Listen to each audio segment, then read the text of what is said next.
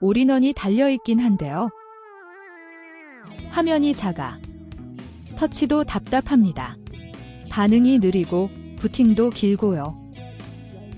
원하는 앱을 쓰기도 제한이 많죠. 태블릿에서 후방 카메라만 됐어도 올인원은 안 달았을 겁니다. 탈거 시작합니다. 먼저 고정해 놓은 나사를 풀고 패널은 흠집 안 나게 천천히 분리합니다. 오래 걸리네요. 나사 풀고 본체를 꺼낼 준비 완료. 올인원 본체를 탈거했습니다. 이제 뒤쪽에 공간이 생겨서 배선 작업이 훨씬 수월해요. 이제 후방 카메라 라인을 찾아갑니다. 후방 카메라 배선 찾기. 여기가 찾는 후방 카메라 배선. 잘 분리해 놓습니다. RCA-Y 케이블 준비. 후방 카메라 선에 Y 케이블을 연결해서 영상 신호를 두 곳으로 분배합니다. 한쪽은 기존 올인원으로, 다른 한쪽은 태블릿으로. 두 화면을 같이 쓰는 구조죠. 이렇게 연결하면 기존 기능도 유지되고 태블릿과 올인원에서 같은 후방 화면을 볼 수 있습니다. 후방 카메라 앱이 나와 태블릿으로 갈아탑니다. USB 비디오 캡처 카드가 후방 카메라 영상을 USB 영상으로 바꿔줘요. 후방 카메라 RCA를 캡처 카드 입력에 꽂습니다. 태블릿이 후방 카메라 영상을 받을 준비가 끝났어요. USB-C OTG-Y 케이블을 씁니다. 데이터랑 충전을 동시에 쓰려면 필수죠. 캡처 카드는 데이터 쪽에 연결.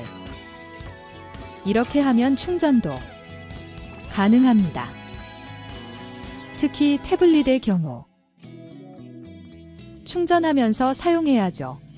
이제 충전선까지 결합해 마무리합니다. 충전 케이블 연결. 태블릿은 충전하면서 영상도 받아야 합니다. 전원 안정이 되면 전환도 더 빨라져요. 태블릿에 케이블을 연결하고 후방 카메라 앱을 실행합니다. 화면이 바로 뜨는지 확인. 후방 영상이 나오면 세팅은 성공입니다. 올인원은 화면이 작아서 답답했는데 태블릿은 크게 볼 수 있어서 체감이 확 달라요. 전환도 빠르고 움직임이 부드럽게 따라옵니다. 랩이 자동 실행을 잠시 꺼놓습니다. 자동 전환이 잘 작동되는지 체크. 추가 장점 하나 더. 차마다 캡처 카드만 준비해두면 태블릿은 가지고 다니며 여러 차에서 쓸 수도 있습니다. 남은 선들은 뒤로 넣고 태블릿에 연결 선만 준 태블릿 거치대 장착. 시야 방해 없는 태블릿을 장착합니다. 각도는 운전석 기준으로 약간 돌려줍니다. 이렇게 해야 터치도 편하고 지도도 잘 보입니다. 배선이 밖으로 보이지 않게 정리되어 있는 것도 포인트. 이제 케이블만 연결하면 실사용 준비 끝. 선을 연결합니다. 연결은 간단하게 USB-C 하나로 연결. 자동차 시동을 걸면 후방 카메라 연결이 되면 내비도 자동 실행되게. 후진했을 때 바로 뜨는지 확인. 최종 확인 완료.